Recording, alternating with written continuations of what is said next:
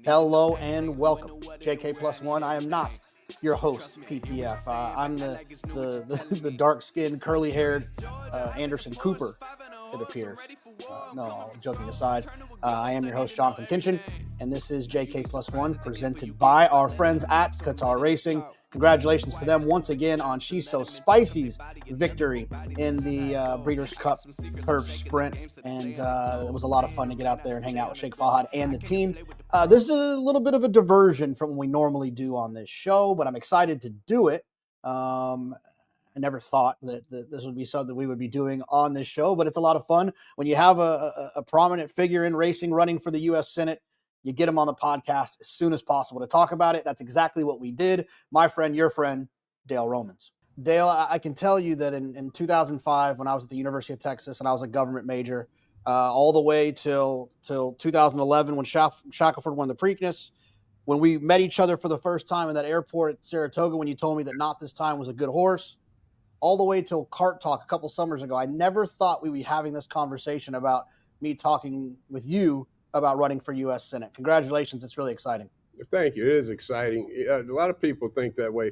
But, I've done a lot of stuff other than just train horses. I'm the president of our Horsemen's group, the HPPA. I'm on the Racing Commission. I was on the Arena Board. I'm on the board of Health and Welfare Fund that covers a lot of the medical bills for backside people. And I've always been involved behind the scenes in a lot of political stuff with raising money or going to Capitol Hill. Been there 3 or 4 times in the last couple of years, mostly for horse-related issues of immigration and HISA.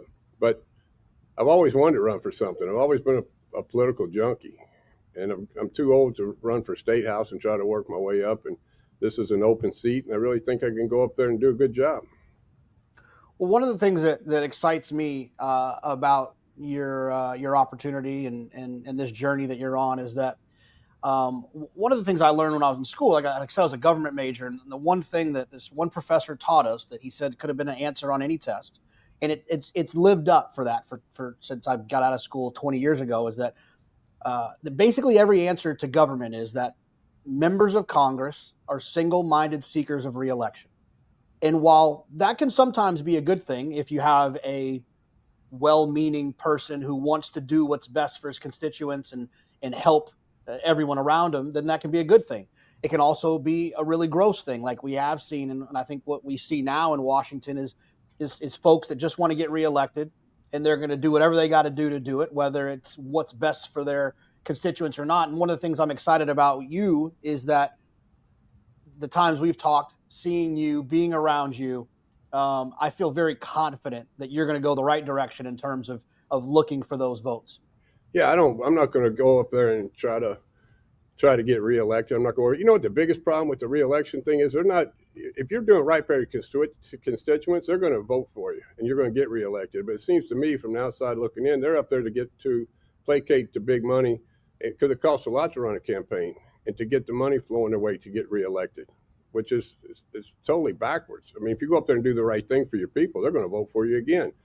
I'm just going to go up there and vote for what I think is right for Kentucky, what's right for the country.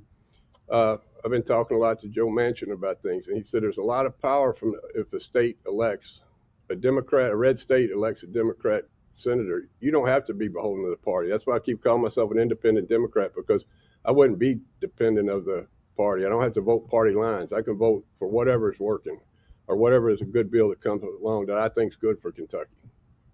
Yeah, I mean, I like that. I like that approach. I mean, I think that I wish, I've always looked at it as that the majority of the country is somewhere in the middle on the political spectrum, but our politicians usually end up having to be one extreme or the other to kind of basically, to be honest with you, to get the wahoos out there to help support them and all that stuff. I think having a politician that actually operates in the middle is exactly what this country needs. So that idea of you being an independent Democrat, which is to me is just an independent thinking person that is working with one party, but you're working with both parties. I'm going to caucus with one party, but I'm going to work for both.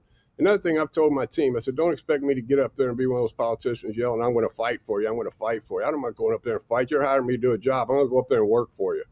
And I can work with anybody. And if you're in the horse business for 40 years, you got to work with a lot of different personalities and a lot of different people. You don't agree or even like a lot of them, but you got to work together. And I think, if Republicans come up with a good idea, I'm going to be on board. Let's get this thing done. And you're right. We all live in the middle. I keep using the football analogy. We all live with inside the 20s, but the people in the red zone seem to be running everything. And it makes no sense. So let's try something different. Let's go with, I'm an unorthodox candidate, but let's try something a little bit different. Let's get somebody in the middle. We've got to take our first step that direction.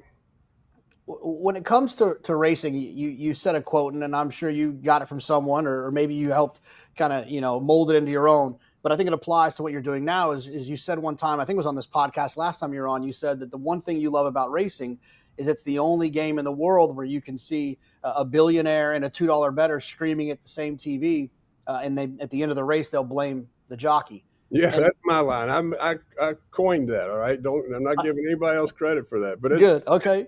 And you understand what I was talking about. Yeah, but I think that logic applies to this journey that you're on now as well. Like, how to talk to the $2 bettor, how to talk to the immigrant worker, but you also know how, because you've had clients that are billionaires, to work with the billionaire. I think you're uniquely qualified to talk to both extremes. I think so, and I think that's going to be strong going into Washington, because I understand. I was raised by a single mother, basically raised 3 boys by herself, living paycheck to paycheck. I understand the plight of that household, and I also have been successful and done well in my life along the way, and created a business that has employed probably an average of 50 people over the last 40 years. So I understand what it takes to start a business, what it takes to run a business, the labor force, the payroll, making payroll, not being able to make payroll a lot of weeks and scratching it up from somewhere, and what it takes to stay alive in business. So I think my life experiences, like you're talking about, would really help me going to Washington. And you're right. I can pick up the phone and call a billionaire right now, or I can call my hot walker over there. I got their number in my phone too. So, and that's going to be good going into Washington. Like I said, I'm 59 years old. If I'm up there for one term, 6 years, get a lot of stuff done, that's fine. That'd be fine with me. If they want me for a second term, but don't expect a third, it'll be 72. And don't expect a third term. All right, 2 will work. 2 will work. Dale, talk about the process. I mean, what's I actually thought about having you talk about it like it was a race. At this point, we just broke away from the gate. Who's the main speed in the race? What's your tactics? How are we going to get across the wire in this 2-turn race? My tactics are just come out, make my announcement, see how it goes, and then just be myself. Go around to as many counties in Kentucky. I'd like to hit every county in Kentucky, meet the people, see what concerns them, introduce them to me, let them get to know me, and see if they think that I would be a good representative for them. I'm not going to worry about the horses around me. Let them run their race and do what they do. The only one I really know much about is Amy McGrath, and sure, she's a fine person, but she's already run 2 major races in Kentucky and hadn't been able to win. We need to step up and put somebody in there that can win and can really represent the people. So this is like a 2-stage race, to my understanding, right? The primary is the first part of it, and then you're likely going to be, if you could get to that point, you'll be taking on Andy Barr in like the general, correct? Well, it's a 2-stage race. You have to win the primary and to make it to the general. Whether Andy's in there or not, I don't know. I mean, there's 3 competent candidates over there, but whoever's there, let's get that far. Let's put our platforms out there. Let's introduce ourselves to the people and see who they want. So when it comes to racing, obviously this is a racing podcast, and so obviously horse racing would do well to have someone like you in a position of power and influence in DC. What are some of the things you're telling your friends in racing that you're looking for their support as well? Because we all know that those stallion farms and those folks involved with those stallion farms have some money that could help you get this campaign going in the right direction. Well, I want to go up there and help horse racing, but when you're helping horse racing, you're helping a lot of industries, because there's a lot of similar industries out there, on immigration issues, so that we can have a labor force. So that goes over to construction. That has a lot to do with hospitality, agriculture. So there's a lot of crossovers in a lot of different industries. But I'm going to you go up there, represent horse racing, do everything I can. HISA would be a big part of it. I would do what I can for HISA to try to fix that program that's been rolled out on us as an unfunded mandate by possibly my future competition, Andy Barr, try to get something straightened out there to help horse racing, and any other issues that come up. Horse racing be first and foremost. I'm not going to stop training, by the way. I'm not going to ever leave the barn. You know, horses and horse racing are my first love, and I'm going to keep doing what I'm doing. Yeah, I mean, I think that that Capitol Hill deserves to have a senator during a recess watching the third at Churchill. I think that that's exactly what we're going to do. But you know all the issues in horse racing, and I think that I know them all, or most of them, and I think I can go up there and help the game grow.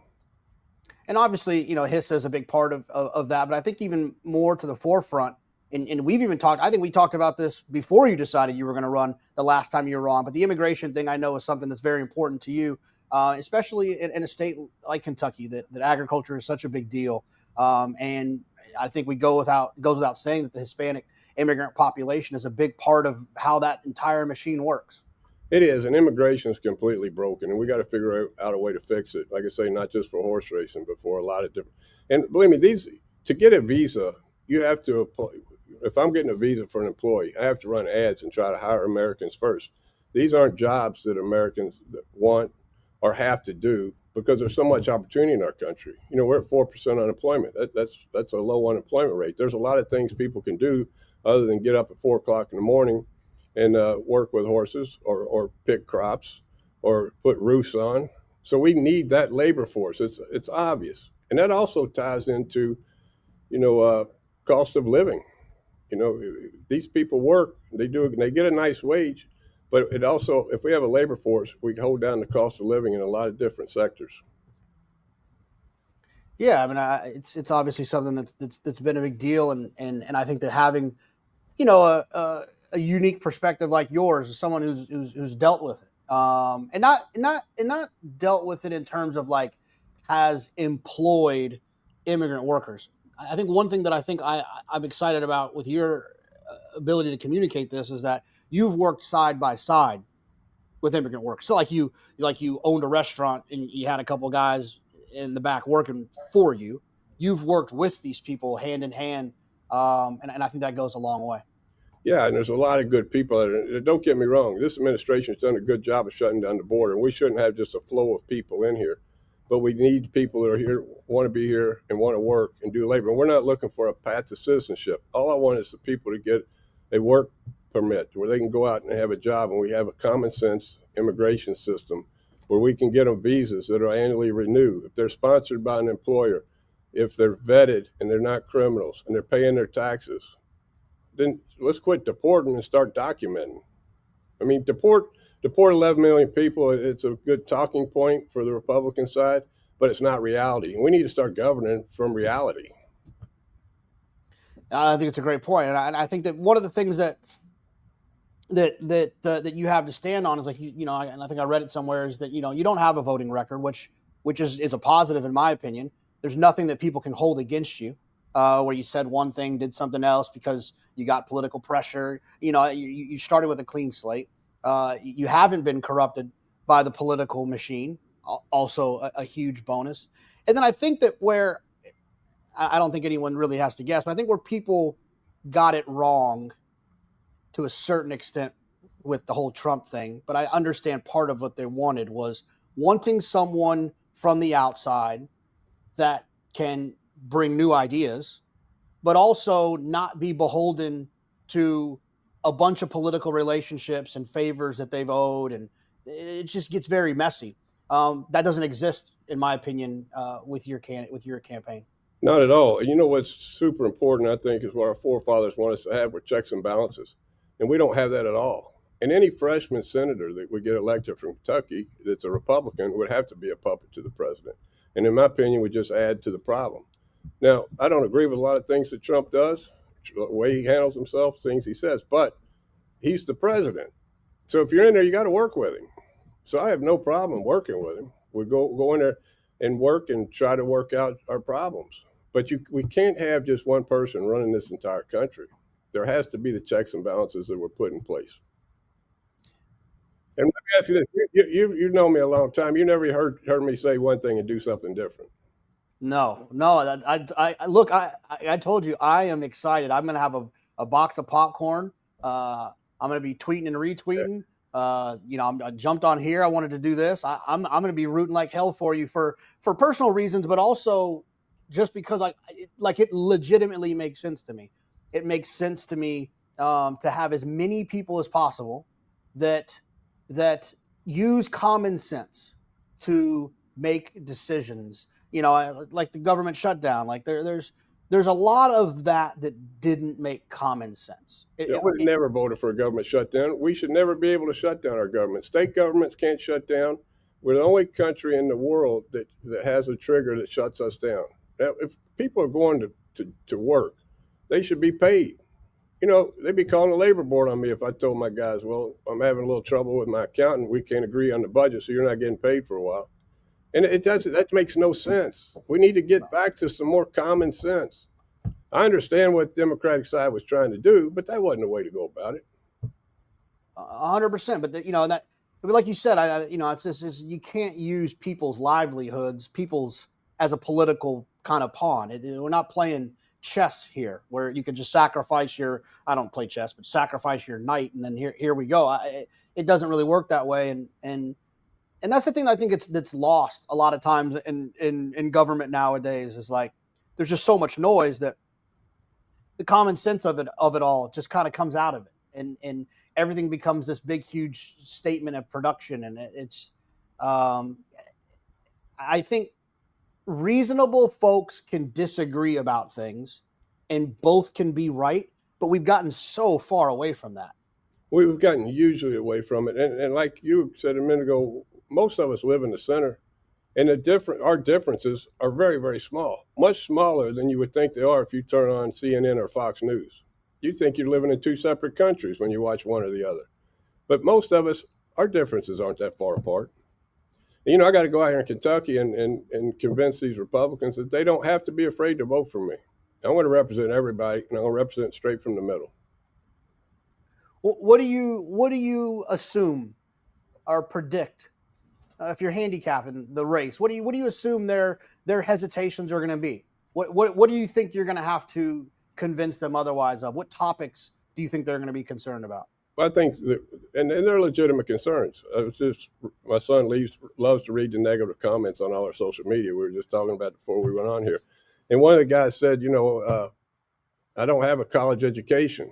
And he's right. I don't have a college education, but I've got an education. Believe me, there's a lot of ways to get educated. That'll be something they're probably hitting me on. The fact that I've never served anywhere, but I think that's a positive. Let's get some fresh blood in there. Let's try something different. And some common sense. But there'll be people coming at me from all angles. Yeah, but come on. Like I said, I think that's going to be an easy one for you to dodge. The never served before. But that, like you said, that is the problem. It is the problem. It's a catch-22. They want you in there serving. They want you but doing politics. I've never been involved in politics except for the fringes, but I've dealt with a lot of situations and fixed a lot of problems in my life, and I think that's all you really need to have the ability to do: work with people and fix problems. Well, this is how you hit them, Dale. When they hit you with the you've never served public office, say, did you vote for Trump? They'll say yes. You say he didn't either. Bang, and you're good. You can move on to the next one. And then I don't know, the education thing. There's half the billionaires that run this country didn't graduate from college. Yeah, Bill Gates dropped out. He made it further than I did, but he dropped out. Yeah. Hey, the race was calling me. Yeah, you went to the school of life, the school of hard knocks, the school of waking up every morning at 3:00, taking care of 50, 60 people, 100 horses. Yeah. There's a lot of education there. I like this old Willie Nelson song. It says, I got my education from the cities of this nation. Absolutely. It's and to be fair, nowadays I'm not even sure that college is the best route for everyone anyways. No, I agree. School was very hard for me. You see in my launch video, we talk about I was diagnosed severely dyslexic, and I came from a family that my mother thought education was really important, and both of my brothers graduated from college, and I know how important it is. It was hard for me, and it wasn't for me. And there's other people out there that understand that. And that's one of the things I want to work on too, other than horse racing related issues, is education. I think there's a lot of kids out there that were like me that couldn't read a book and write a book report, but were intelligent.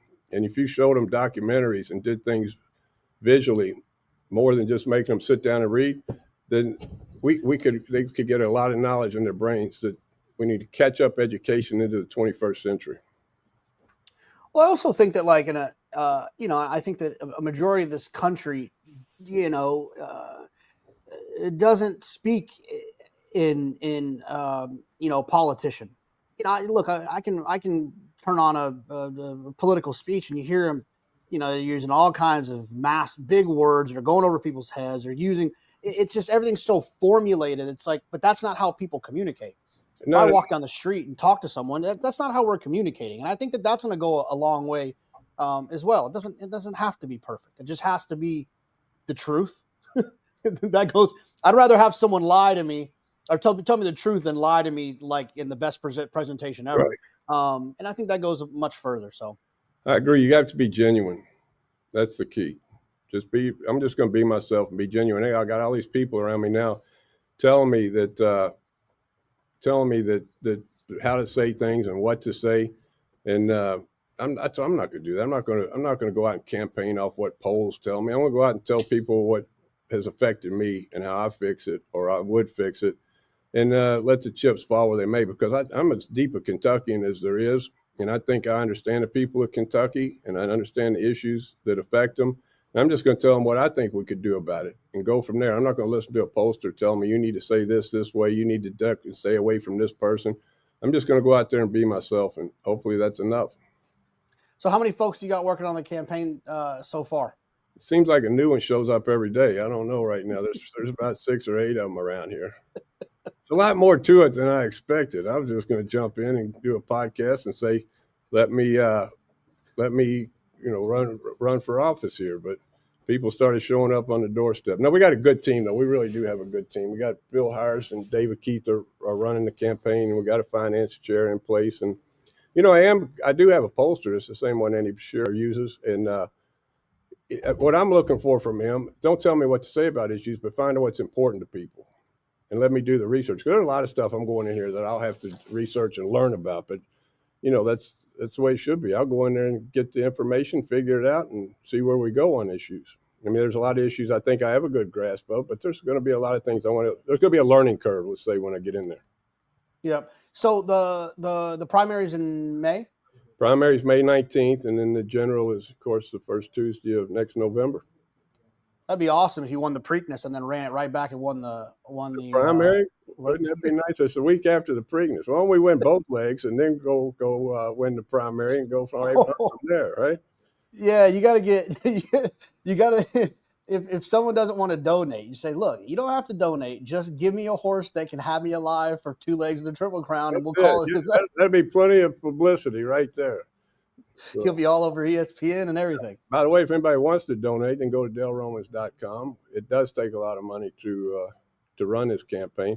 I keep getting a question from every reporter out there. Are you going to self-fund? I'd like to know how much money people think I have, first of all, right? I wish I had what they think I have. I think they see that page and see I made $150 million in person. They think, man, he's got $150 million. Yeah, they don't do the math on that. No, I just got a fraction of that. So there's no self-funding here. It's one thing Tammy told me. So you can do whatever you want, but don't put any of our money into it. But I'm going to put in what I can, what people around me put in, but damn, they must think I've got a lot more money than I do.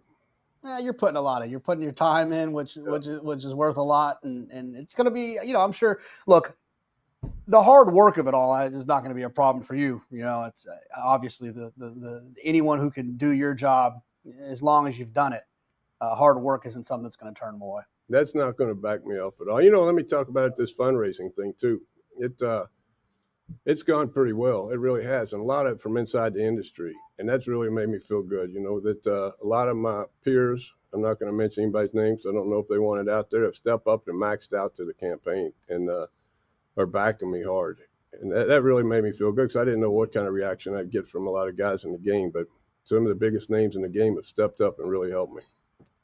Yeah, I would assume that would be the case, but I think there's also something about, I've never really trying to think, like, in my life, I don't think I've ever known anyone that's run for office as well as I know you, which gives you a sense of comfort because you know exactly who you're dealing with.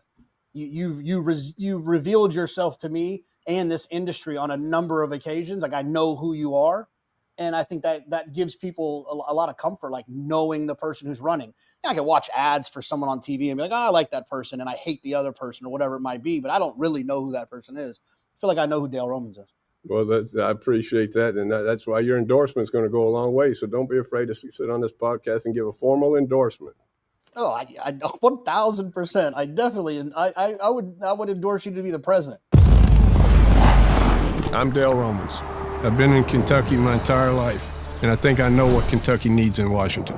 An independent Democrat that can go to Washington, D.C. and vote for what's right for the people of Kentucky. We don't need a fight. We need a fix.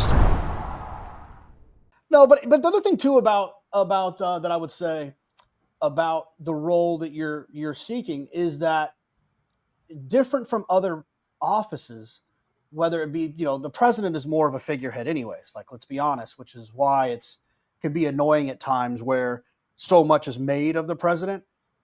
It's more about Congress and what is getting things done, going to someone's office who disagrees with you adamantly and you having a conversation and finding a resolution. I genuinely feel very comfortable with you in that role of looking another person in the eyes and trying to kind of find a resolution. Yeah, I appreciate that. And I think that would be my strong suit. I think, like I say, I can work with anybody. Understand? You're right about the president. The president's a big deal outside the world, on the world stage. But Congress is the backbone of the country and what really gets done. And it needs to be that way. You've been around the world. When you get out in Dubai or you go to Hong Kong like we've done before for race and stuff, it's all about the president. But what really gets done in this country is on Capitol Hill. And it's an important spot to be in.